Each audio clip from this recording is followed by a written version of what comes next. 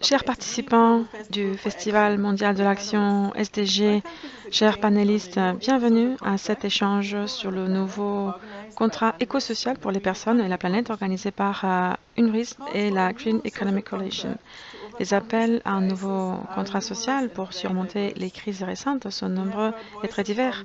Nous avons entendu les voix du mouvement Black Lives Matter, du secrétaire général des Nations Unies, du Congrès des syndicats internationaux et du Forum économique mondial, tous réclamant un nouveau social contrat. Mais ce n'est pas seulement l'ancien contrat social qui est vraiment rompu, mais aussi notre rapport à la nature.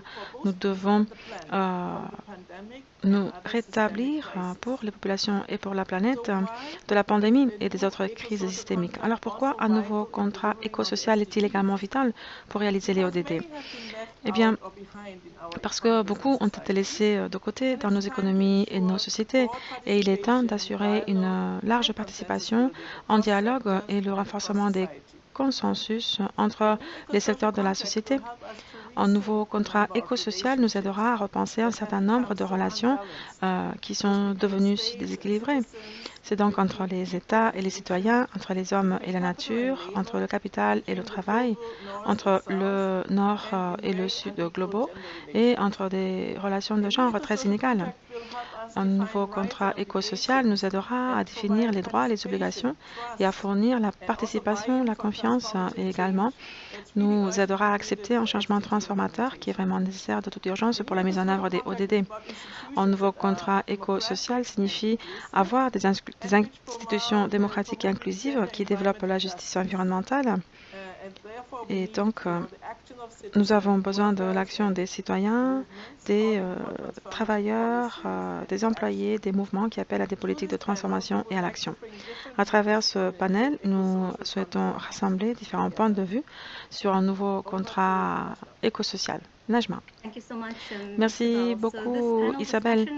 Cette table ronde, comme Isabelle l'a mentionné, est un partenariat entre SDG et UNRIS pour rassembler vraiment les voix de la recherche, la société civile et les mouvements sociaux pour discuter et débattre sur les agendas sociaux et environnementaux interdépendants et ce besoin d'un nouveau contrat social. 2021 marque le début de la décennie de l'action nécessaire pour intensifier notre ambition de réaliser les ODD.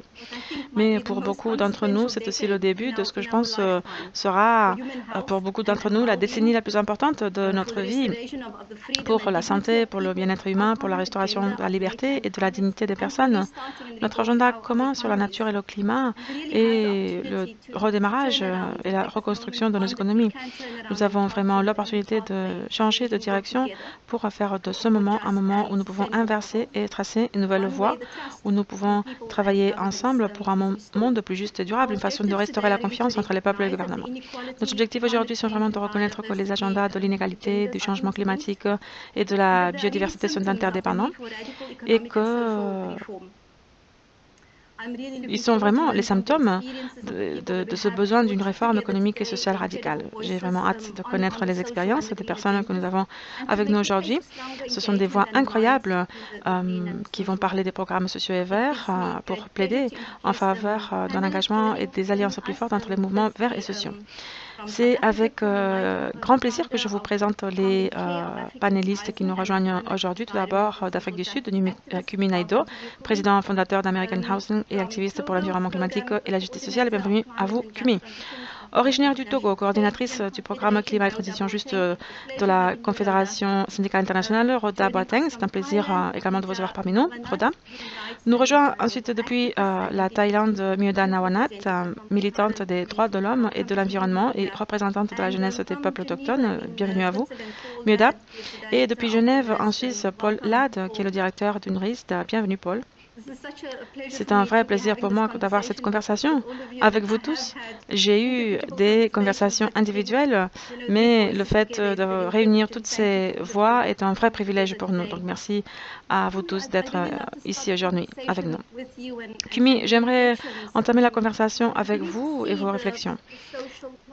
nous commençons à voir que les agendas et les mouvements liés au climat social et à la justice environnementale commencent à aller ensemble et appellent un nouveau contrat social qui demande une opportunité pour la dignité humaine et le bien-être des personnes, pour une planète plus sûre, pour cet agenda qui commence vraiment à être connecté. Quelles sont, à votre avis, certaines des opportunités qui sont les plus prometteuses pour ce type de coalition? Merci, Najma. Je pense que le rapprochement de cette diversité de forces que nous voyons se produire, en particulier au cours de ces 2 dernières années, est une expression que ce contrat social existant entre nos dirigeants et le peuple qu'ils gouvernent est totalement rompu. Dans ce moment de désespoir,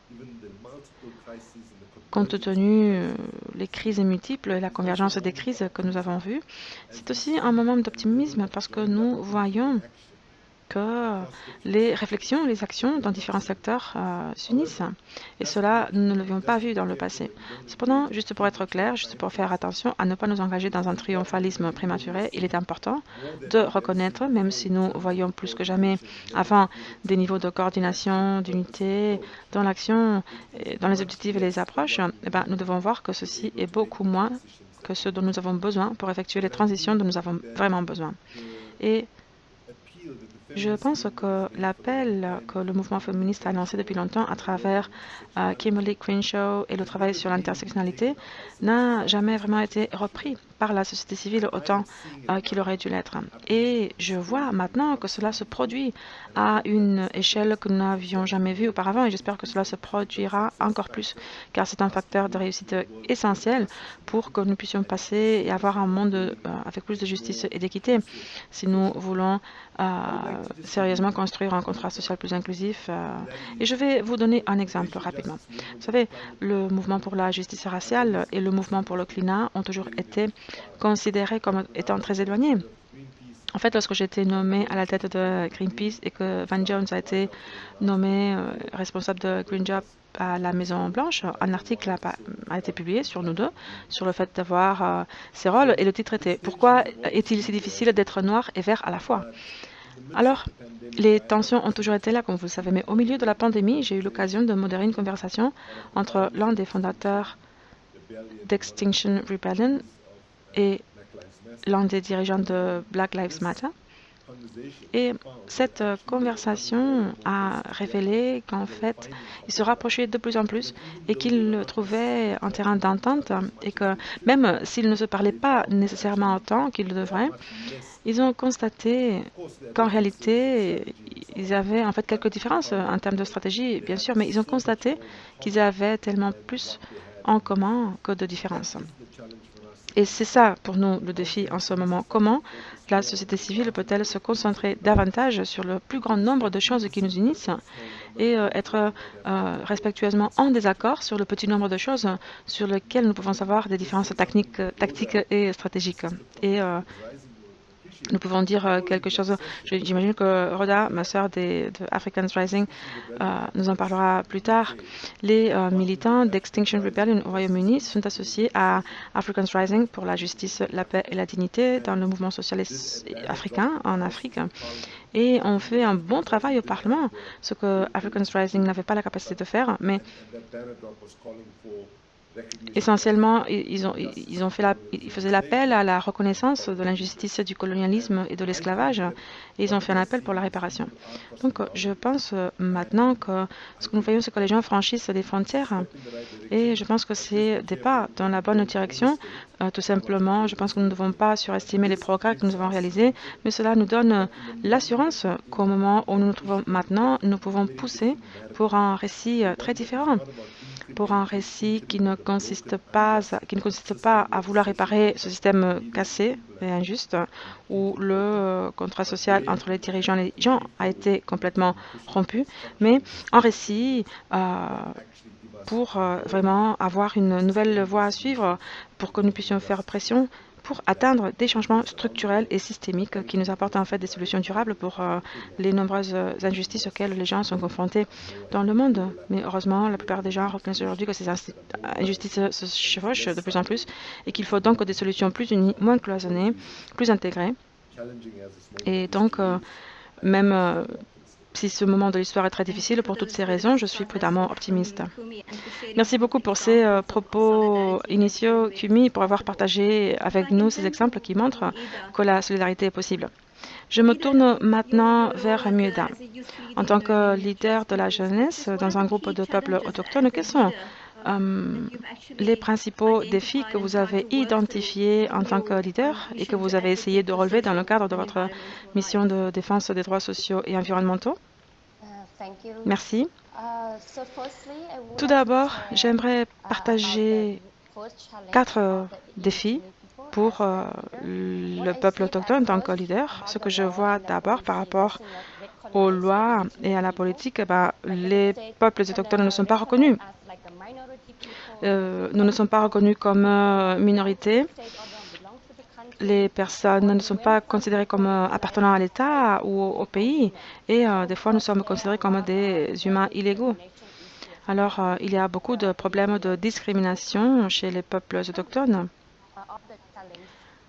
Le deuxième défi est le droit à l'identité et à la participation à la prise de décision. En particulier en ce qui concerne la prise de décision, la participation au processus législatif et politique. Par exemple, en Thaïlande, on travaille à une loi sur les parcs nationaux qui touchent directement les peuples autochtones, mais nous n'avons pas eu l'occasion de participer à ce processus. La loi dit que nous devons partir, qu'il faut donc faire partir cette communauté autochtone de cette forêt, de ce parc naturel. Et ça, c'est très difficile et c'est un grand défi pour la communauté autochtone. Ensuite, le droit à obtenir des informations et à participer au processus de développement pour les peuples autochtones, cela n'a pas été respecté. Maintenant, je travaille avec ces peuples autochtones qui devront faire face à des projets d'extraction de charbon dans leur communauté. La loi prévoit que ces projets doivent inclure des audiences publiques, mais les peuples autochtones n'ont pas pu participer à ce processus. La compagnie, même si elle donne cette possibilité de faire des audiences publiques, vous savez, les peuples autochtones, ils ont leur propre langue, mais ces audiences publiques se tiennent des fois seulement dans la langue officielle. Et il y a des membres de ces communautés qui ne peuvent pas parler ces langues officielles, ils parlent leur propre langue. Et donc, quand ils donnent ces informations, eh bien, ils ne peuvent pas les comprendre. Et puis, le droit à la terre, le droit à l'environnement, je dirais que les peuples autochtones sont ceux qui protègent l'environnement.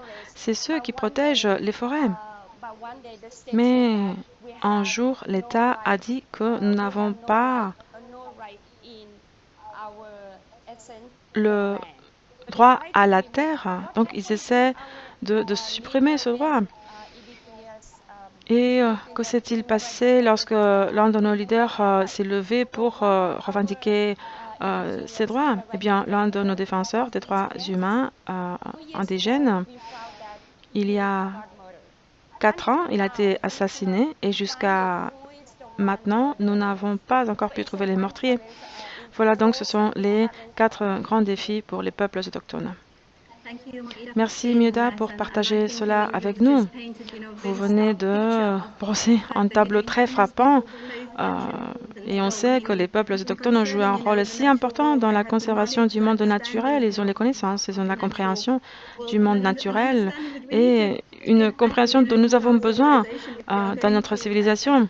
Si, en tant que planète, nous souhaitons gérer tous ces défis, mais comme vous venez de l'expliquer, les défis auxquels font face les peuples autochtones, comme vous l'avez dit, en Asie du Sud-Est, en Afrique, en Amérique latine, eh bien, ils sont confrontés à d'énormes défis liés aux activités illégales qui se déroulent sur ces terres ancestrales. Donc, merci beaucoup pour avoir partagé ça avec nous.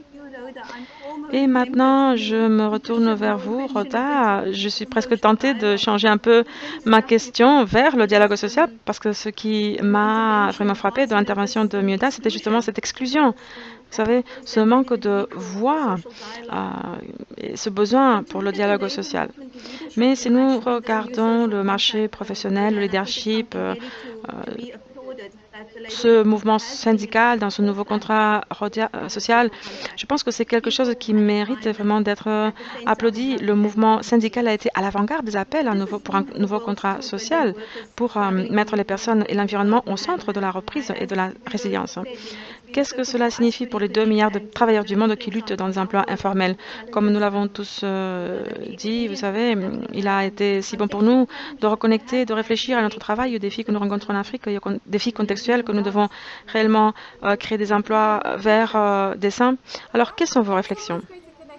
Oui, merci. C'est toujours formidable de communiquer avec vous, Najma, et je suis également très heureuse d'être ici avec vous et de pouvoir rencontrer tous nos estimés panélistes et notre public. Comme vous l'avez très bien dit, je travaille pour la Confédération syndicale internationale. Et oui, au cours de ces dernières années, nous avons été très actifs. Nous avons parlé très fort du besoin d'un nouveau contrat social dans le cadre de l'OIT et de la célébration du centenaire qui a eu lieu en 2019. Nous avons délibérément, en tant que mouvement syndical, fait pression pour que cet agenda soit incorporé dans la nouvelle déclaration du centenaire publiée cette année-là par l'OIT. Nous sommes très heureux de voir que cela a été effectivement inclus et que d'une manière ou d'une autre, ceci soit devenu un mouvement fort pour lequel nous avons poussé. Et nous avons poussé pour cela depuis différents angles. Et c'est pourquoi je suis particulièrement contente de participer à cette discussion. Pour nous, en tant que mouvement syndical, toute la question concernant, par exemple, les enquêtes menées par la CSI et toutes les enquêtes indiquent une croissance du mécontentement des citoyens.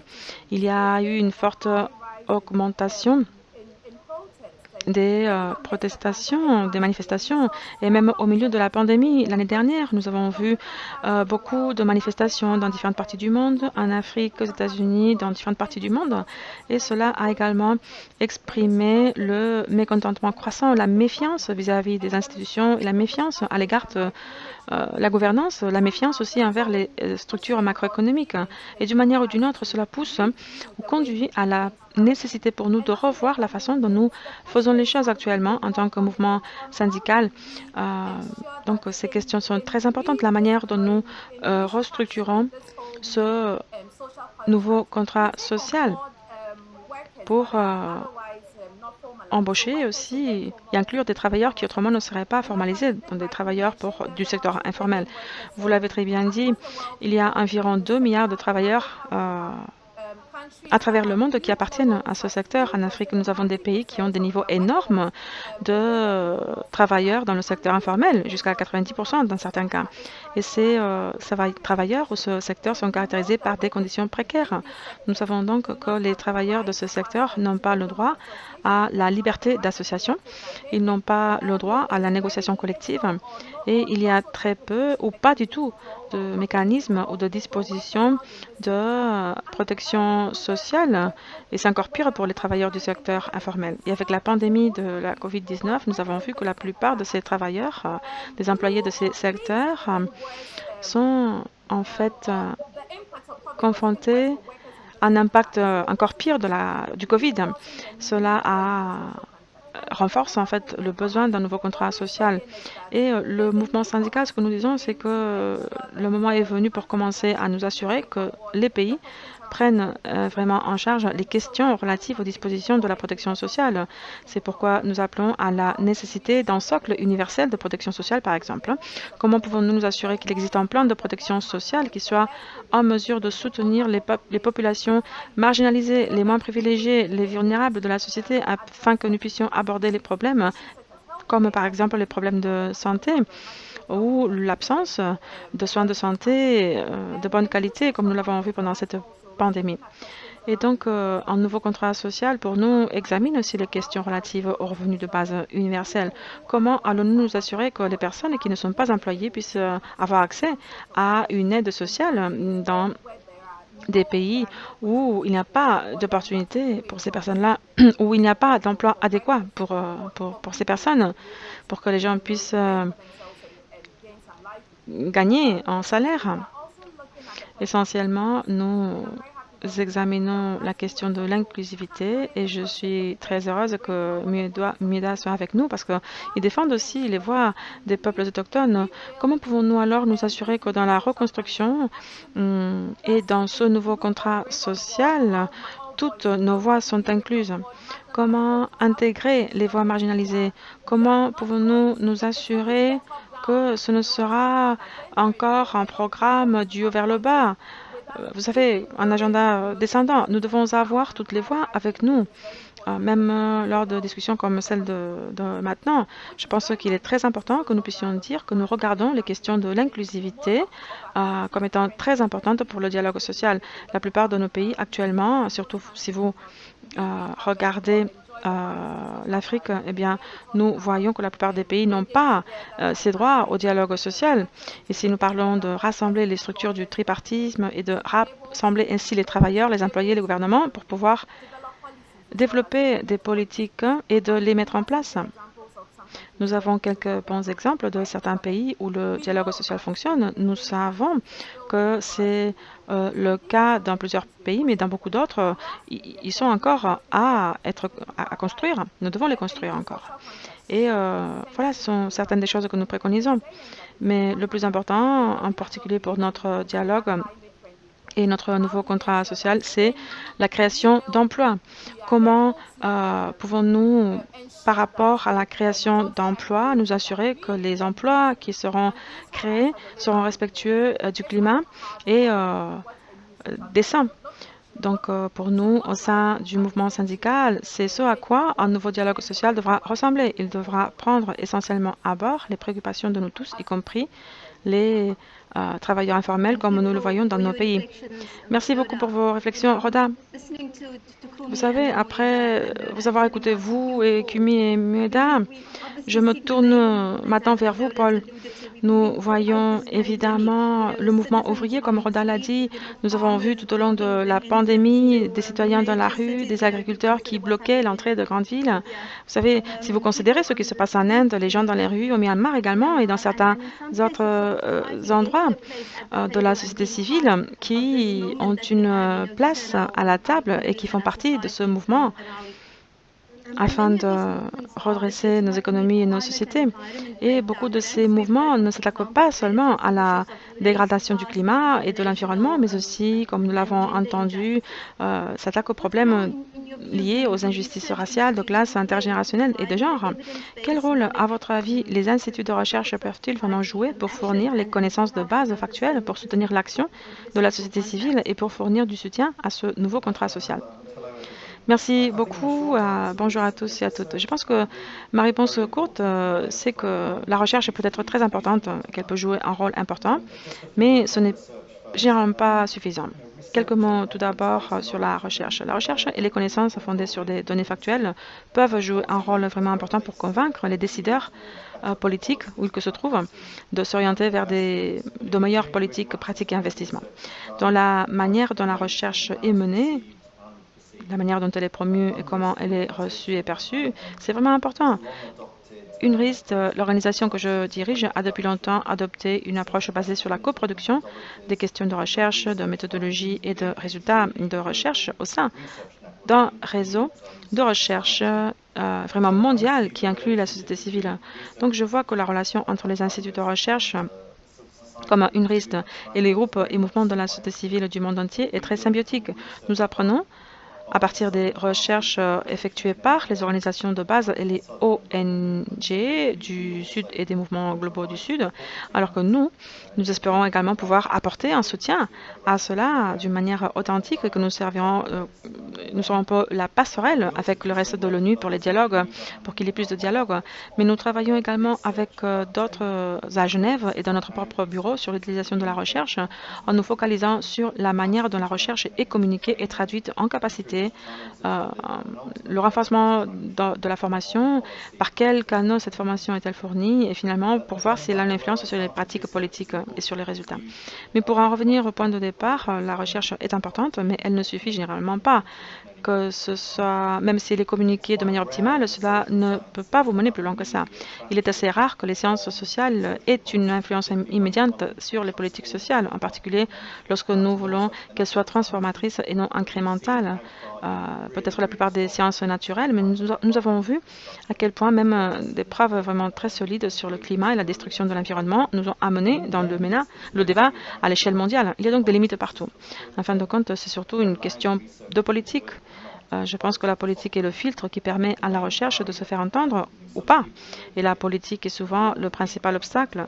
Certaines personnes vivent dans des environnements largement démocratiques alors que beaucoup d'autres vivent sous des régimes répressifs et souvent violents où la liberté d'expression n'est pas respectée en tant que droit politique. La recherche elle-même est politisée.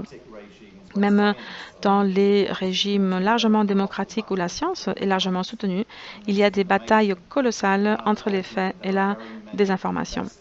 Et en fin de compte, il y a de très nombreux intérêts particuliers qui peuvent dire soutenir les changements, mais au final, ce n'est pas le cas. Je pense donc que la recherche peut être un élément fondamental sur lequel nous baser. Mais ce dont nous avons besoin, au-delà de cela, c'est de construire des coalitions politiques dans différents contextes, des mouvements nationaux et mondiaux pour le changement, où les membres de cette coalition puissent trouver ce qui est vraiment important pour eux dans ce mouvement, que ce soit lié à la justice sociale ou à la justice environnementale, si c'est important pour eux ou même pour les personnes qui leur sont chères, et comment le plaidoyer, les campagnes peuvent être efficaces à long terme. Donc pour résumer, la recherche est importante, est utile, mais j'espère que ce ne sera pas hérétique de dire qu'en tant que chef d'une agence de recherche, elle ne mène pas plus loin que ça. Tout au final est une question politique et de construction de coalitions pour le changement à long terme. Oui, voilà, je veux presque emprunter votre remarque lorsque vous avez commencé. Je suis prudemment optimiste compte tenu de ce que nous avons vécu avec la planète et que nous avons vraiment écouté les recherches. Donc, je pense que tout au long de cette pandémie, espérons que nous pourrons continuer dans cette direction. Alors, je vais avoir 20 secondes pour mes réflexions rapides avant de vous passer la parole pour les questions. Kumi et moi, nous partageons notre pays. Nous sommes tous les deux d'Afrique du Sud. Et Kumi, mon sentiment en vous écoutant, ainsi que Miuda et Roda, c'était vraiment l'importance de la solidarité. Et comment nous avons vu dans notre pays, en Afrique du Sud, comment la solidarité entre les travailleurs, les entreprises, les citoyens ordinaires, les enseignants, les avocats, les chercheurs, enfin, tout le monde a été nécessaire pour réaliser ce passage massif vers la liberté et la dignité et le bien-être de tous les habitants de notre pays. Je pense que la solidarité est très précieuse pour moi. Et voilà, maintenant je vous passe la parole, Isabelle. Merci Najma et merci à tous les membres du panel. Oui, j'aimerais continuer avec Kumi. Vous avez été militant depuis toute votre vie en faveur de la justice sociale et vous dirigez une organisation de la société civile très importante. Qu'est-ce qui vous a poussé vraiment à devenir activiste? Et comment les citoyens ordinaires peuvent-ils également devenir des militants et façonner un nouveau contrat éco-social qui soutienne la mise en œuvre des ODD? Merci. Merci pour votre question. Premièrement, je pense qu'il est important que je dise très humblement que tout le monde dit que j'ai toujours été activiste et militant, mais permettez-moi de vous dire que ma première marche à laquelle j'ai participé, j'avais 15 ans, c'était une question d'éducation et le message était de dire que nous voulions l'égalité, mais les plus jeunes qui étions au fond, à l'arrière de la marche, en chantant, nous avons dit au lieu d'égalité, on disait « We want equality, we want color TV », la télévision couleur. Donc voilà, c'était simplement pour dire que oui, je suis là depuis longtemps, mais des fois, je n'ai pas fait passer le bon message exactement. Voilà, je pense que c'est la grande leçon de ce moment. C'est un moment où nous devons être prêts à faire ce que Amilcar Cabral a dit, leader de la Guinée-Bissau. Il a dit pendant la lutte anticoloniale que nous ne devrions pas mentir et que nous n'avons pas remporté des victoires faciles. Et je veux aussi évoquer les mots d'Albert Einstein lorsqu'il a dit qu'une définition de la folie était de faire la même chose encore et encore en espérant obtenir des résultats différents. Et si je suis brutalement honnête, lorsque je réfléchis à ma vie d'activiste, je pense que je rentre dans cette définition de faire la même chose encore et encore dans l'espoir d'obtenir les mêmes résultats différents. Et je vous laisse à chacun d'entre vous le soin de déterminer si vous rentrez aussi dans cette définition. Mais au moment dans lequel nous nous trouvons, pour répondre à votre question, comment envisageons-nous l'engagement des gens? Je pense que même le mouvement des ONG doit maintenant s'arrêter et même le mouvement syndical doit s'arrêter et se demander si le discours actuel est absolument correct. Je pense que nous devons briser cette notion selon laquelle les gens attendent que les dirigeants des ONG, des syndicats et les autres organisations de la société civile les dirigent. En fait, c'est les gens qui agissent aujourd'hui. Bon nombre des mobilisations parmi les plus inspirantes que nous avons vues sont indépendantes de la société civile formelle et organisée. Cela ne veut pas dire que la société civile formelle et organisée n'ait pas une importance cruciale, elle l'aura toujours. Mais si nous voulons avancer, nous devons cesser de toujours parler des gens et de nous concentrer sur ce que les gens n'ont pas et sur ce que les gens ont. Ce que je veux dire par là, c'est que si nous nous concentrons seulement sur les démunis, c'est quelque chose que nous devons faire parce qu'ils n'ont pas des droits et c'est juste. Mais ce que je veux suggérer, c'est de repenser la manière dont nous considérons le pouvoir des personnes. Alors jouez avec moi et maintenant imaginez 4 cadrans, d'accord? Dans un cadran, sur le côté gauche en haut, c'est ce que j'appelle la voie du peuple vers la justice mondiale. Et là, vous pouvez penser à toutes les capacités, les pleines capacités des êtres humains, notre autonomie, notre participation créative, notre richesse collective et nos modes de consommation. Et au lieu de placer les personnes en périphérie, plaçons les personnes au centre avec cette réflexion et commençons à dire les personnes ont du pouvoir en tant que. Et donc, je dis souvent que dans le domaine de la maîtrise et de l'autonomie des gens, les gens ont le pouvoir en tant que citoyens et en tant qu'électeurs. Les gens ont des pouvoirs en tant que garants de la transparence et de la responsabilité. Les gens ont également le pouvoir de façonner leur propre destin par le biais des mouvements, des ONG, des syndicats. Les personnes ont également le pouvoir en tant que volontaires d'agir pour le bien public, comme nous l'avons vu pendant la pandémie, lorsque les gouvernements n'ont pas été en mesure de répondre aux besoins des pauvres pendant la pandémie. C'est l'esprit de volontariat qui a contribué en fait de manière significative dans de nombreuses sociétés. Ensuite, lorsque nous pensons à la participation créative, c'est notre cadre, les personnes ont le pouvoir en tant que gardiens de la sagesse ancienne, en tant que créateurs des arts, des valeurs, de l'éthique et des croyances. Et surtout, les gens ont le pouvoir en tant que créateurs de la culture et de toutes les formes d'art. Et permettez-moi de vous dire en passant que trop souvent, ceux d'entre nous qui participons à des campagnes officielles, souvent nous parlons une langue qui n'est pas comprise par les gens ordinaires. Si nous voulons réussir à faire en sorte qu'une intervention qui nous permette de nous rétablir après le Covid, eh ben, si nous voulons équilibrer l'équité et la durabilité, l'un des défis pour nous tous est de pouvoir parler de manière beaucoup plus accessible et d'utiliser les arts, la culture, etc. pour communiquer. Ça, c'est très important. Je veux dire rapidement ce qu'il y a dans les deux autres cadrans. Un cadran concerne le monde et le pouvoir qu'ont les personnes en tant que propriétaires des capitaux et des actifs. Peut-être pas autant que nos ennemis, mais les gens ont un pouvoir en tant que détenteurs de comptes bancaires. Et nous devons commencer à penser à cela comme un pouvoir et à le collectiviser. Les personnes ont également des pouvoirs en tant que titulaires des polices d'assurance et d'autres produits. Nous devons être intelligents pour tirer parti de cela aussi. Et dans le dernier cadran, nous avons notre pouvoir en tant que consommateur. Nous avons du pouvoir en tant que consommateur d'énergie, de nourriture et de tout le reste. Et nous avons également du pouvoir en tant que consommateur d'information et de désinformation. Permettez-moi donc de terminer en disant qu'il existe de nouvelles façons de penser à la manière dont les gens peuvent participer aux assemblées populaires, etc. Nous devons reconnaître que la forme actuelle de participation n'est pas idéale. Et je dirais même que dans beaucoup trop de pays aujourd'hui, nous avons la forme d'une démocratie sans la substance d'une démocratie. C'est pourquoi un engagement et une participation citoyenne massive sont essentiels pour toute campagne en faveur d'un nouveau contrat social plus juste, inclusif et nouveau. Et nous devons être prêts à reconnaître que les outils et les stratégies que nous avons utilisées jusqu'à maintenant n'ont pas été appropriées, ne sont plus appropriées.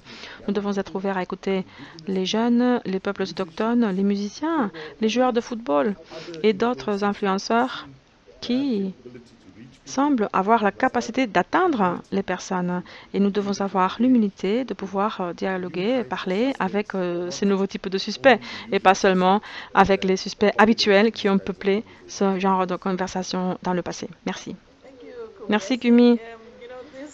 Cette recommandation nous permet de passer à notre prochaine oratrice, Myuda, pour lui demander, vous êtes une jeune dirigeante autochtone et vous avez partie du partenariat du OHC Char et un type de fraternité qui rassemble les dirigeants autochtones et minoritaires du monde entier et pour les relier dans un mouvement et un réseau international.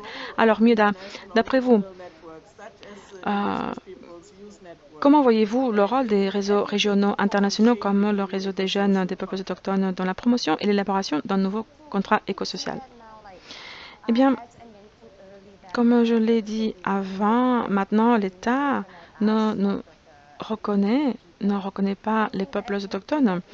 Une chose que je peux voir, c'est que les organisations internationales ou les réseaux internationaux devraient faire pression ou éduquer l'État pour qu'il nous accepte, pour que nous soyons reconnus en tant que peuple autochtone. Parce que, comme je vous l'ai dit tout à l'heure,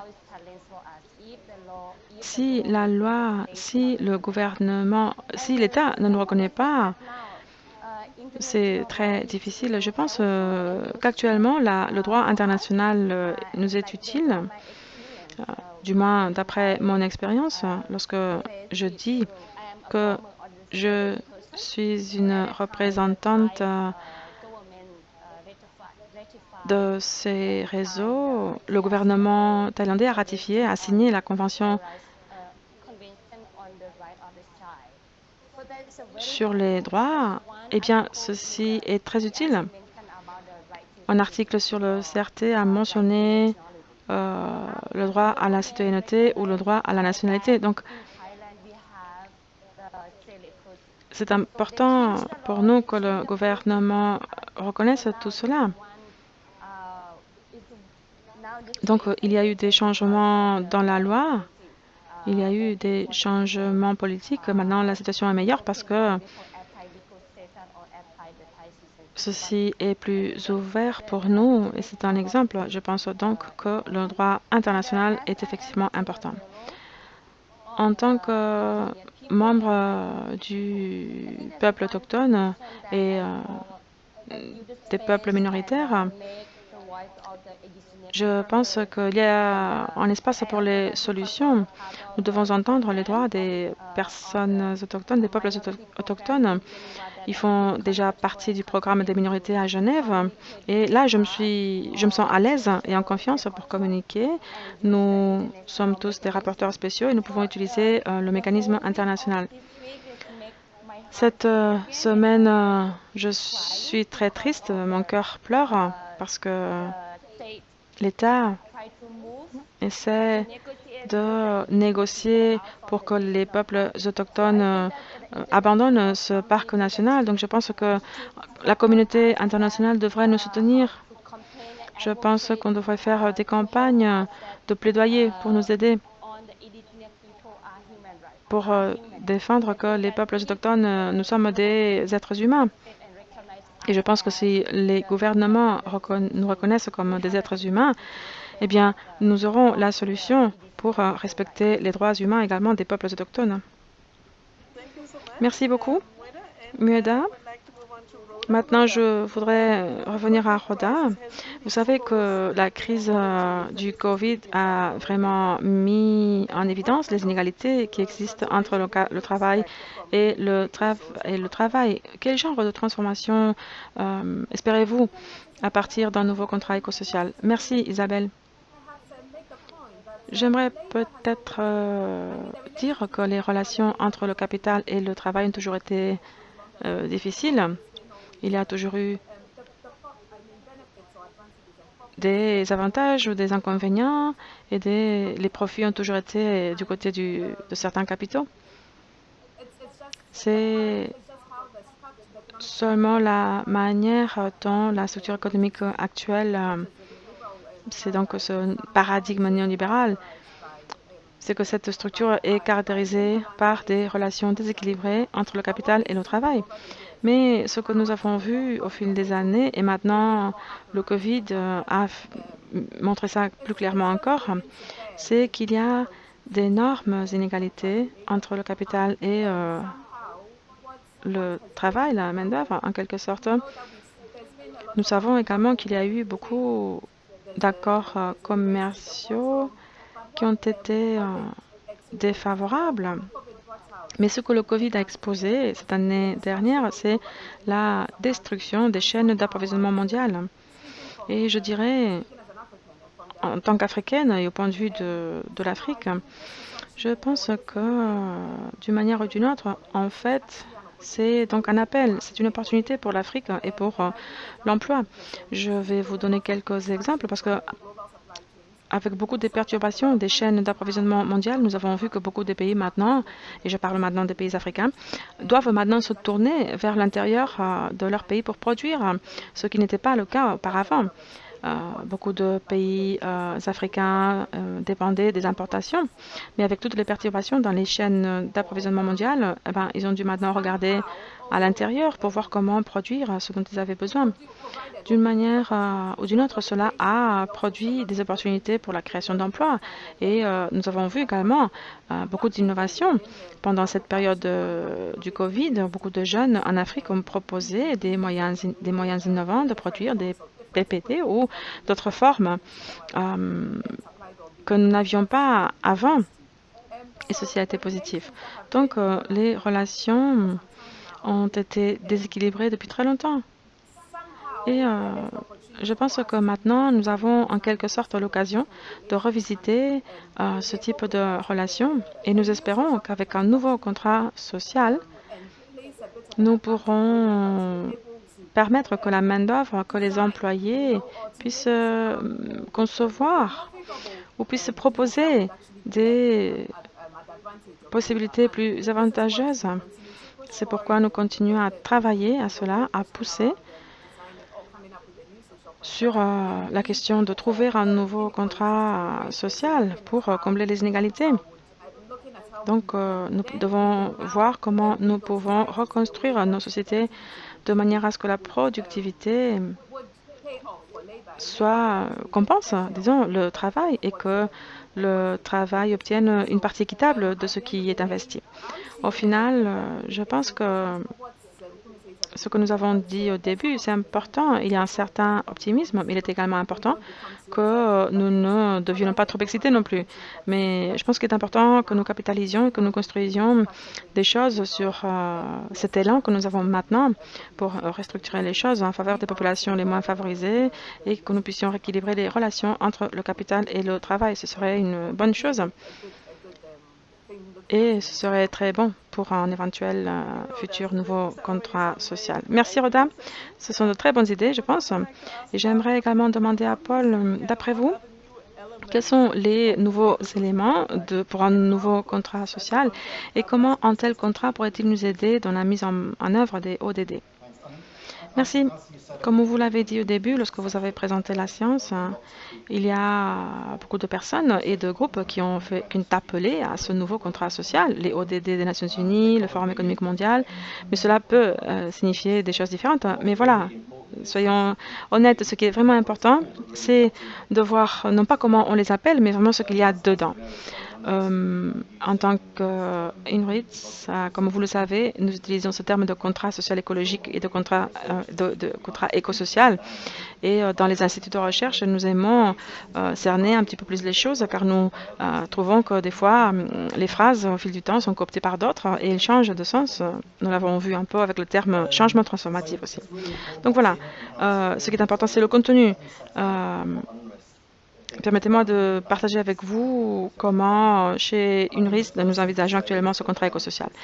Je pense que la première chose à dire, c'est que ce n'est pas un gros contrat, dans le sens où les avocats le comprendraient, même si certains éléments seraient concrétisés dans les législations qui seraient liées au droit du travail ou à l'environnement, mais c'est plutôt un ensemble d'attentes et de règles dans les relations entre les gouvernés et le gouvernement, comme vous l'avez dit au début.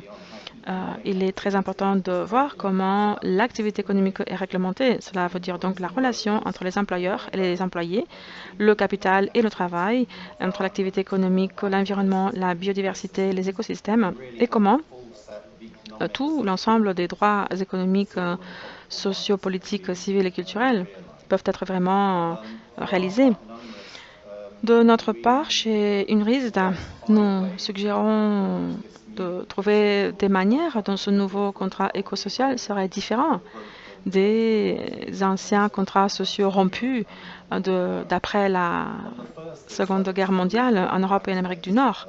La première manière, c'est en faisant qu'il soit entièrement basé sur les droits humains pour toutes les personnes, car les contrats anciens excluaient généralement les personnes ou reléguaient les groupes à un rôle secondaire, que ce soit le rôle des femmes ou des travailleurs informels ou des minorités ethniques, raciales et religieuses ou les migrants. Donc cela représenterait un passage au-delà des droits sociaux liés à l'emploi vers l'ensemble complet des droits de l'homme, des droits humains. Et deuxièmement, je pense qu'il doit être fondé sur une révision d'un nouveau contrat fiscal qui lève suffisamment de ressources pour payer les services et les choses qui sont importantes pour les personnes dans leur vie et de faire ça de manière équitable. Cela implique nécessairement des dimensions nationales et internationales, en particulier, c'est ce que nous avons vu au cours des dernières décennies d'évasion fiscale et d'évitation d'impôts. Fondamentalement, de nombreux pays dans le monde ont du mal à mobiliser les ressources nécessaires pour payer les biens et les services de base pour la population. Troisièmement, comme d'autres l'ont dit, ce nouveau contrat social devrait fondamentalement changer et restructurer les économies et les sociétés pour arrêter et inverser le changement climatique et la destruction de l'environnement.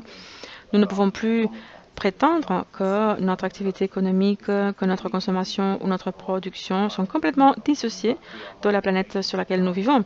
En fait, nous ne sommes pas en relation avec notre planète. En fait, nous faisons partie de notre planète. Et quatrièmement, ce contrat social doit être construit de bas en haut et il doit être adapté au contexte local. Autrement dit, il doit être éclairé par les points de vue des peuples de toutes les régions du monde. Il doit s'appuyer sur les connaissances des peuples autochtones. Il devrait également remédier aux injustices historiques et répartir en même temps le fardeau de la lutte contre la crise climatique par des transitions socialement justes. Et finalement, et je pense que ceci n'a pas été mentionné jusqu'à maintenant, il faut que ce contrat social soit basé sur un nouveau contrat sexuel également, c'est-à-dire que ce soit un contrat dans lequel les activités de production et de reproduction soient partagées à part égale entre les hommes et les femmes. Comme je l'ai déjà dit, c'est nécessairement un processus du bas vers le haut, basé sur un dialogue et une contestation large, probablement construit secteur par secteur et problème par problème. Et nous pouvons le voir se produire dans le monde entier. Il y a des signaux dans différents pays, dans différents contextes, dans différents secteurs qui montrent que cette contestation se produit. Et un tel nouveau contrat éco-social devrait soutenir et être cohérent avec la vision du programme de développement durable à l'horizon 2030.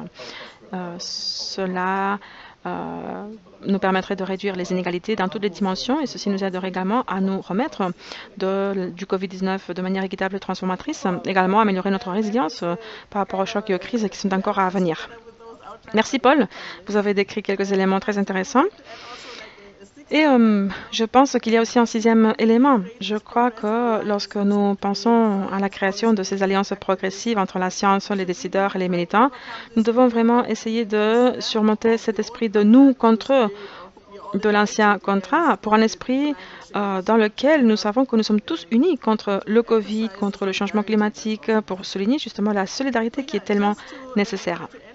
Bon, pour terminer cette séance, j'aimerais vous dire qu'Andres travaille avec une coalition pour une économie propre, pour concevoir et faire des recherches autour des nouvelles politiques et des réseaux de plaidoyer autour de ce nouveau contrat social qui soit vraiment sensible aux défis sociaux, écologiques pressants de notre époque, tels que la biodiversité, la perte de biodiversité, le changement climatique et les inégalités. Et donc, le réseau visera dès le début à coproduire des connaissances avec les peuples autochtones et les groupes minoritaires pour s'appuyer sur les connaissances traditionnelles, pas seulement en ce qui concerne le dialogue social et la recherche de consensus, mais aussi par rapport à l'utilisation et la gestion durable des ressources naturelles.